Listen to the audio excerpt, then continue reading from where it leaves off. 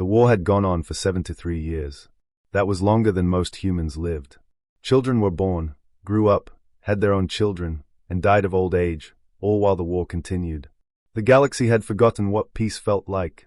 The coalition of 6 started the war. 6 powerful alien species. The Krell, the Xylos, the Veth, the Oracles, the MYR, the Tarn. They said humans were too dangerous, too unpredictable, too willing to break things. They said humans would ruin the galaxy if someone did not stop them. So they tried to stop them. 73 years later, nothing had stopped. Billions were dead. Hundreds of worlds were burned to glass. The coalition could not win. Humans could not win. Both sides were tired. Both sides were broken. Both sides had lost too much to count. But neither side would surrender. Surrender felt like betrayal. Surrender felt like spitting on the graves of the dead. So the war continued. Day after day. Year after year. A slow, painful, stupid machine that ate lives and gave back nothing.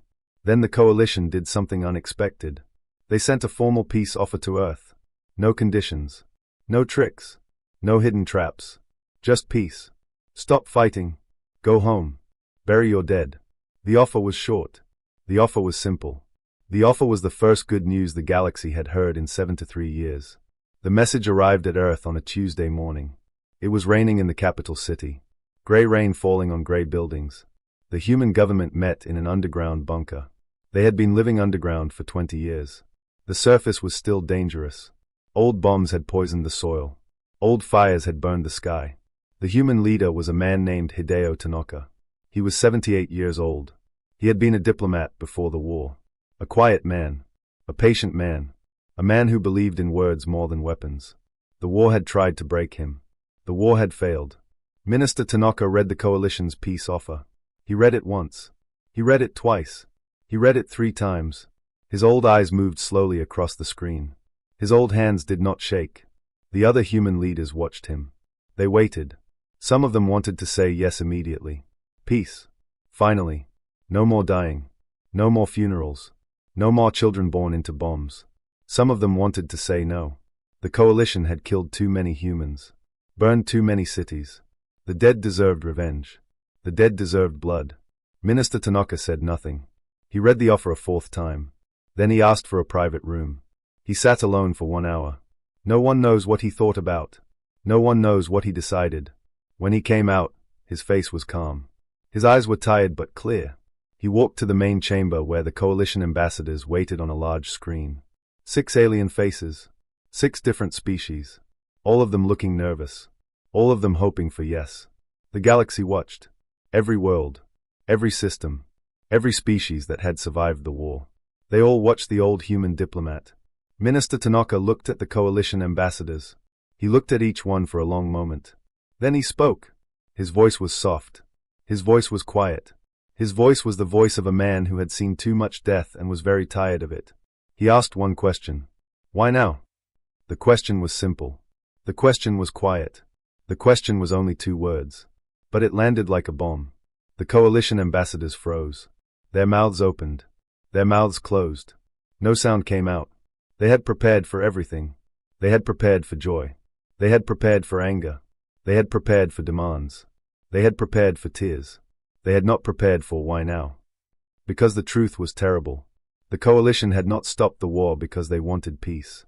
They had stopped the war because something worse was coming. Something ancient. Something hungry. Something that had eaten 3 galaxies 10,000 years ago and had just woken up. The swarm. The coalition needed human soldiers to fight it. They needed human ships. Human weapons. Human willingness to die for a cause. They had offered peace not out of kindness, but out of fear. Minister Tanaka already knew this. Human intelligence had discovered the swarm 6 months ago. They had been watching it wake up. They had been waiting for the coalition to admit the truth. The question was not for information. The question was a test. And the coalition was failing. The silence in the chamber was so deep you could hear people breathing. The galaxy waited.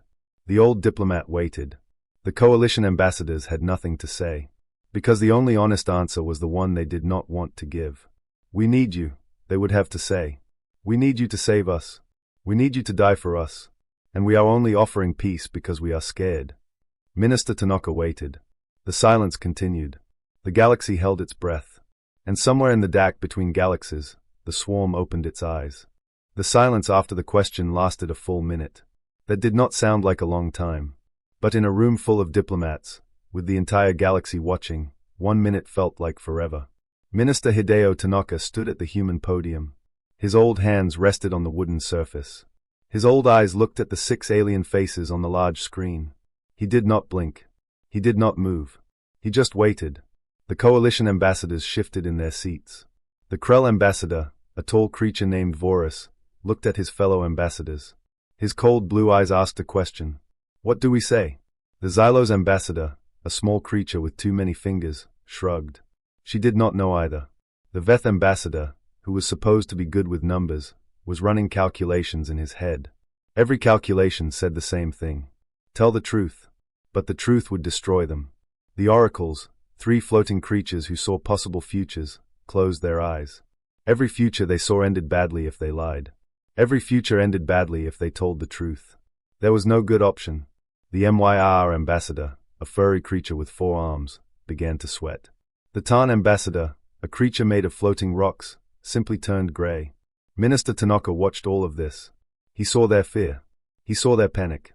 He saw their lies forming behind their eyes.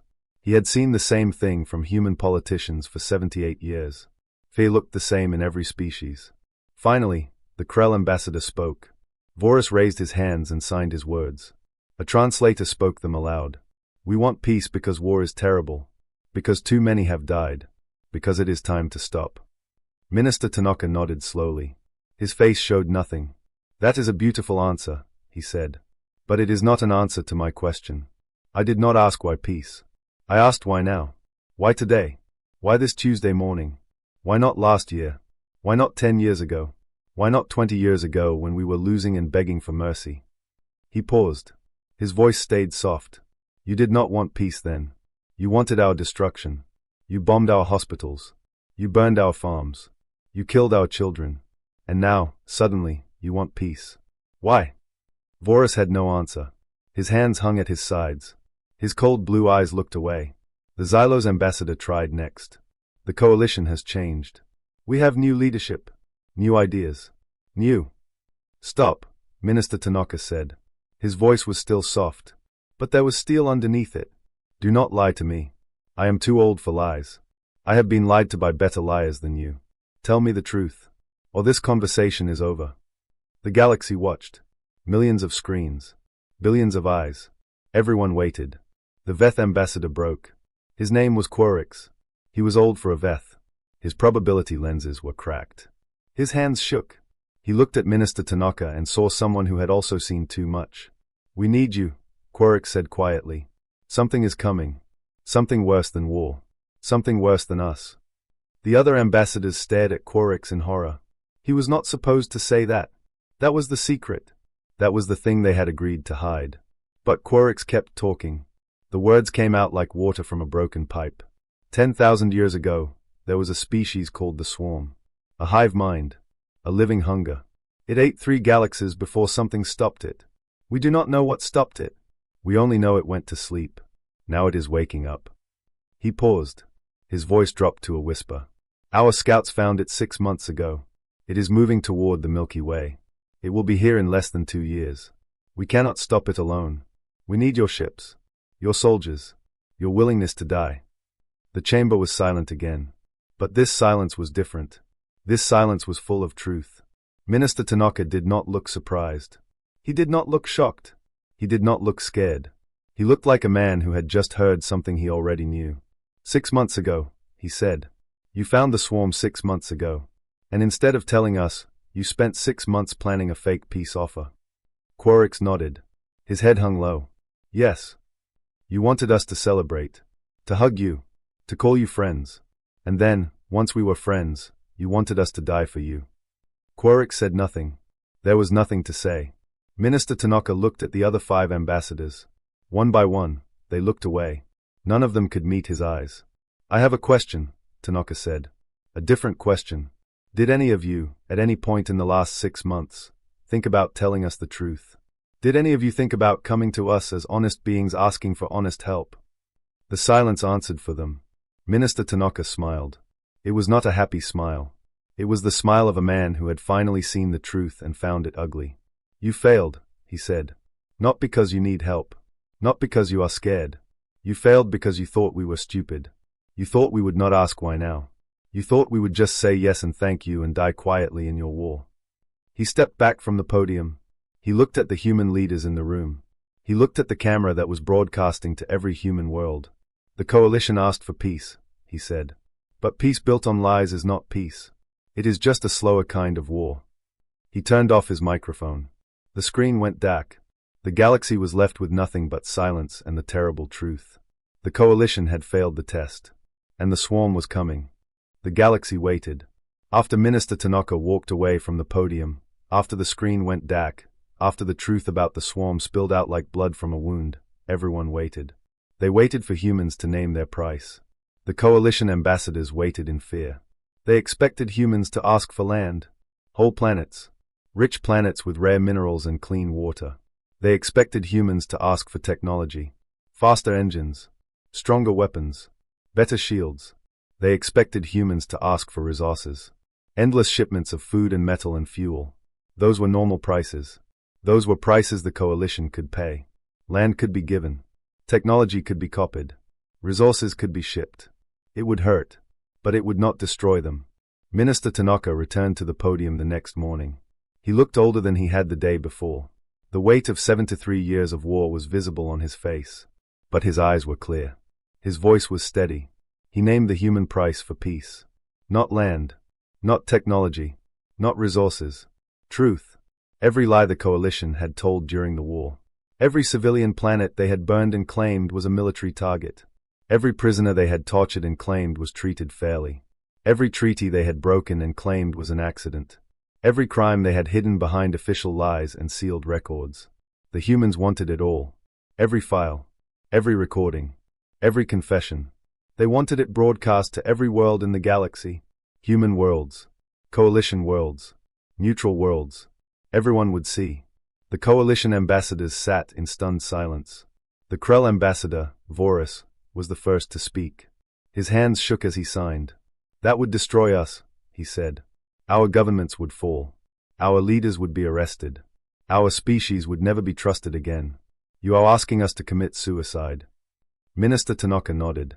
"Yes, I am." The galaxy gasped. Billions of viewers across thousands of worlds could not believe what they had just heard. But Tanaka was not finished. "You spent 73 years lying to your own people. You told them the war was necessary. You told them humans were monsters. You told them every crime was justified. Your people deserve to know the truth.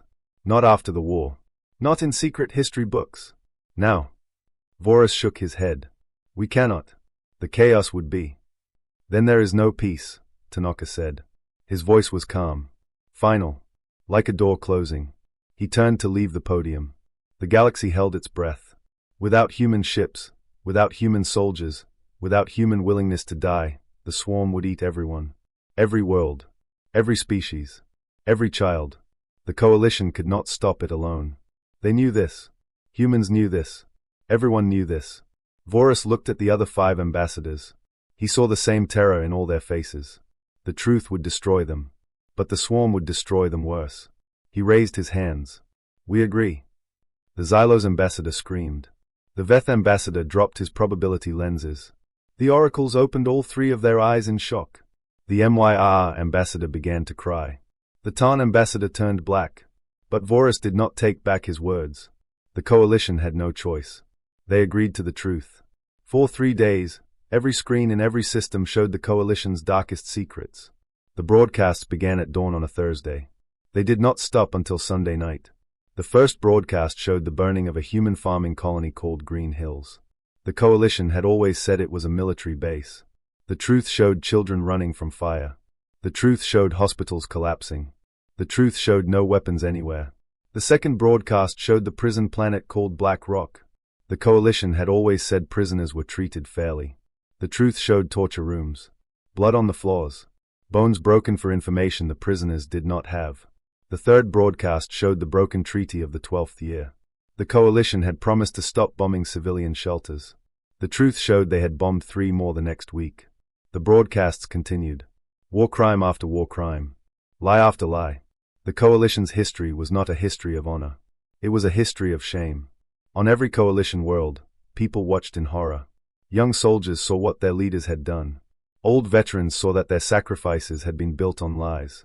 Children saw that the stories they had been told about the war were fairy tales for fools. Governments fell. The Krell Prime Minister resigned on live television. The Xylos Council disbanded itself. The Veth probability engines were smashed by angry crowds. The Myr King was arrested by his own gods. The Tarn elders went into hiding. Alliances broke.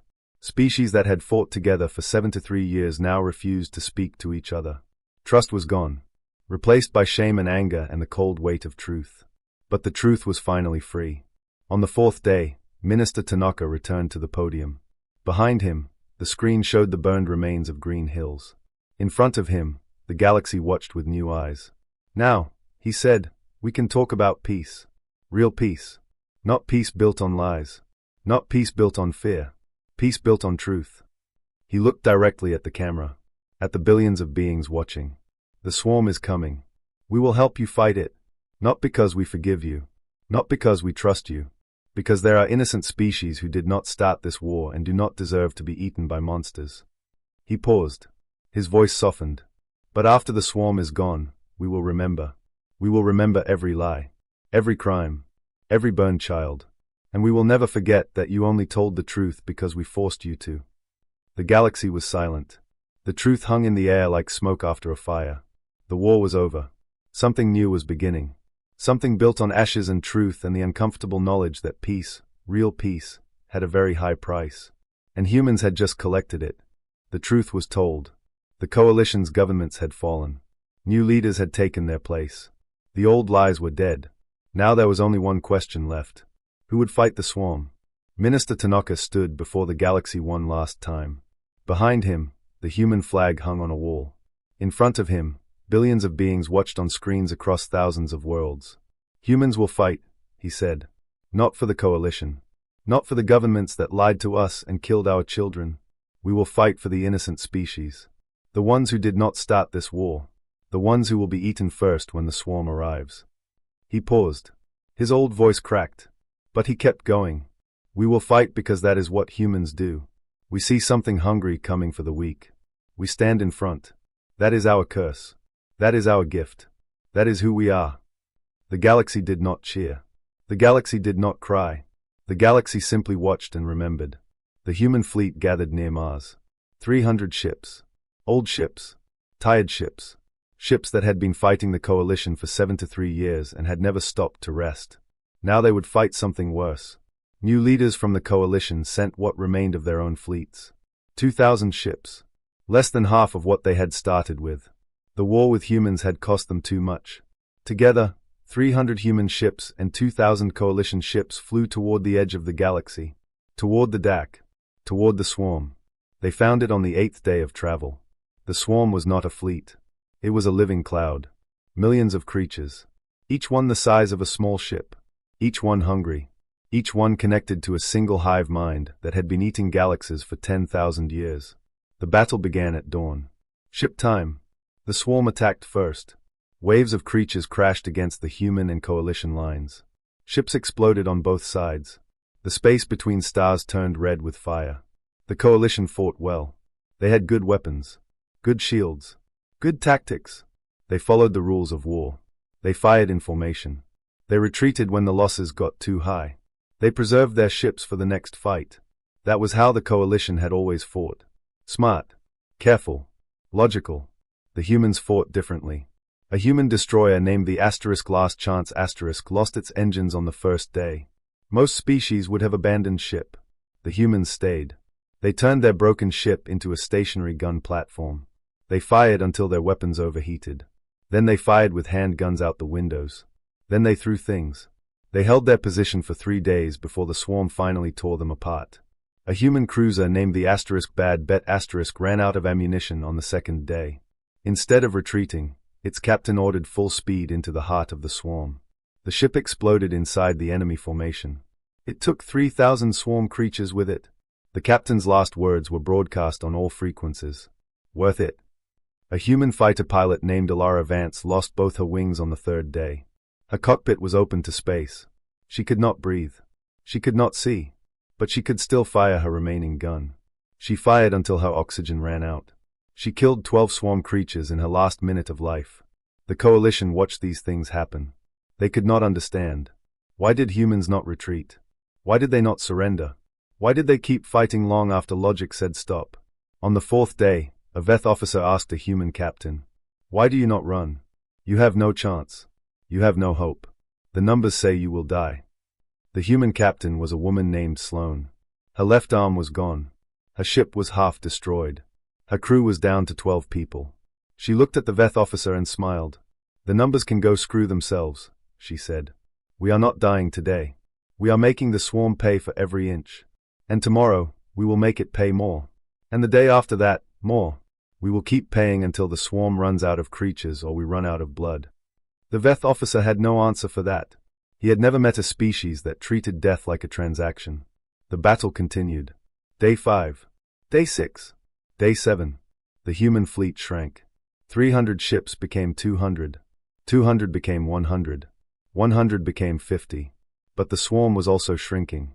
The hive mind had never faced an enemy like this. Every time it killed a human ship, the humans celebrated. Every time it ate a human crew, the humans laughed. Every time it thought the humans would finally break, the humans fought harder. The swarm's hive mind began to crack. It did not understand fear. It did not understand pain. But it understood inefficiency. And humans were the most inefficient enemy it had ever faced. They wasted their lives. They wasted their ships. They wasted everything. And somehow, that waste was winning. On the 9th day, the swarm broke. The hive mind could not process the human willingness to lose. It could not understand why creatures kept fighting when the numbers said they would die. It had eaten 3 galaxies. It had never met anything like this. The living clouds stopped moving. The millions of creatures went still. Then, slowly, they turned away. The swarm retreated to the DAC between galaxies. Back to sleep. Back to nothing. The battle was over. The human fleet had started with 300 ships. 50 remained. They had lost half their crews. 25,000 humans had died. 25,000 more were wounded. But they had won. The Coalition ships floated in the wreckage. Their crews stared at the human survivors. They did not understand how humans had done it. They did not understand how anyone could fight like that.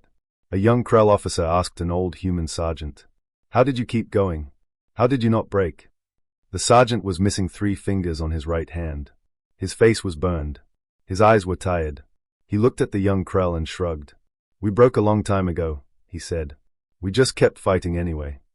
The young Krell did not understand. But he nodded. He would spend the rest of his life trying to understand. He never would. Some things cannot be understood. Some things can only be witnessed. The galaxy had witnessed something impossible.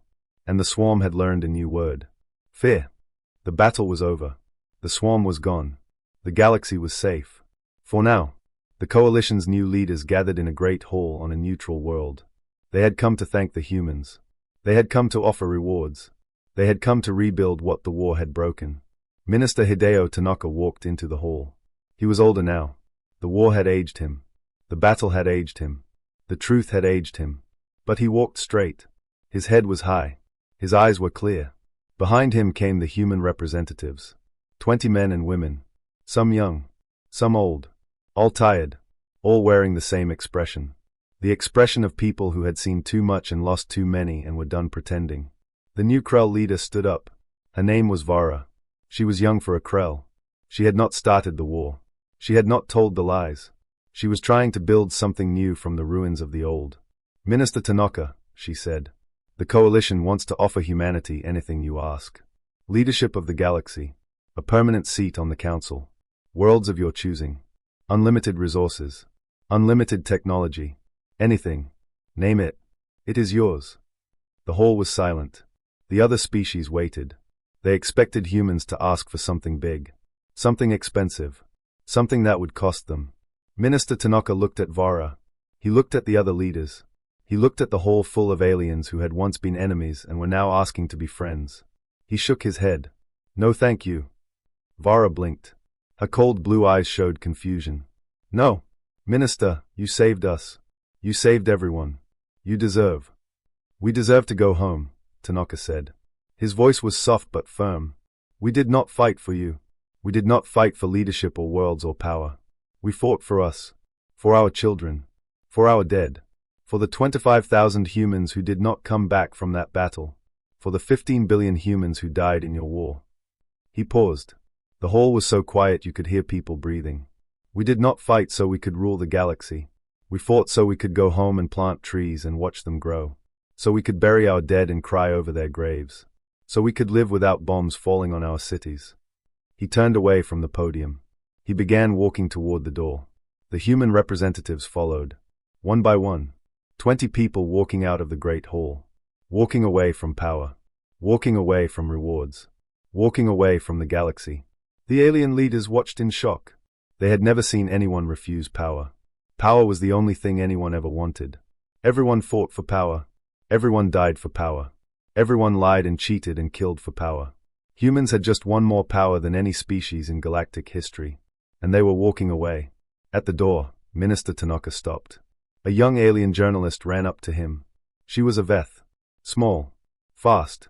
Holding a recording device in 4 hands. Minister Tanaka, she called. One last question. Please. What will humans do now? The galaxy needs to know. Tanaka turned around. He looked past the journalist. Past the alien leaders. Past the Great Hall. He looked at the galaxy outside the windows. The broken galaxy. The lying galaxy. The galaxy that had asked for peace only because it was scared. We will go home, he said. We will rebuild our cities. We will clean our soil. We will teach our children that war is terrible and peace is precious and trust is earned, not given. He paused. His old eyes found the camera. The camera that was broadcasting to every world, every species, every being who was watching. And the next time someone asks for peace, he said, we will ask why now again. We will ask it every time. We will never stop asking it. Because peace without truth is just a slower war. And we have had enough of war. He turned back to the door. He walked through it. The human representatives followed. The door closed behind them. The galaxy watched them leave. The human fleet was waiting in orbit. 50 ships. Scarred. Damaged. Tired. But still flying. Still crewed by humans who had refused to die. The ships turned toward Earth. Toward home. Toward the blue and green planet that had been burned and bombed and broken but was still standing. They flew slowly. Not because their engines were weak. Because they were in no hurry. The war was over. The swarm was gone. The galaxy could wait. Behind them, the coalition began the slow work of rebuilding. New governments. New rules. New promises. The species that had once been enemies tried to become something else. Allies. Partners. Friends. It was not easy. Trust did not come back quickly. The truth had hurt. The truth still hurt. The truth would hurt for generations. But the coalition had learned something. They had learned that humans asked one question. Why now? And they had learned that the question mattered. That the answer mattered. That lies could not survive the question. The coalition never lied to humans again. Not because they were scared. Not because they wanted something. Because they had seen what happened when humans discovered the truth. Governments fell. Alliances broke. But something new grew from the ruins. Something built on honesty. Something that might last. And somewhere, in a small house on a hill on a healing earth, Minister Hideo Tanaka sat on his porch. He watched the sun set over a city that was being rebuilt. Cranes and hammers and people carrying bricks. The slow work of survival. A child ran up to him. His granddaughter. She was 7 years old. She had been born during the war. She had never known peace. Grandfather, she said. What did you do in the war? Tanaka looked at her. He saw her mother in her eyes. Her grandmother. All the women and men who had come before. I asked a question, he said. One question. 2 words. And I kept asking it until someone told me the truth. The child thought about this. That's all. Tanaka smiled. He pulled her onto his lap. He pointed at the sunset. At the rebuilding city. At the sky where no bombs were falling. That's all, he said. Sometimes a question is the most powerful weapon you have. Sometimes silence after the question is even more powerful. And sometimes, the answer changes everything. The child did not fully understand. But she would. Someday. When she was old enough to ask her own questions. When she was old enough to demand the truth. The sun set. The stars came out. Somewhere out there, the galaxy was rebuilding. And somewhere out there, the swarm was sleeping. But the question remained. Why now? It would always remain.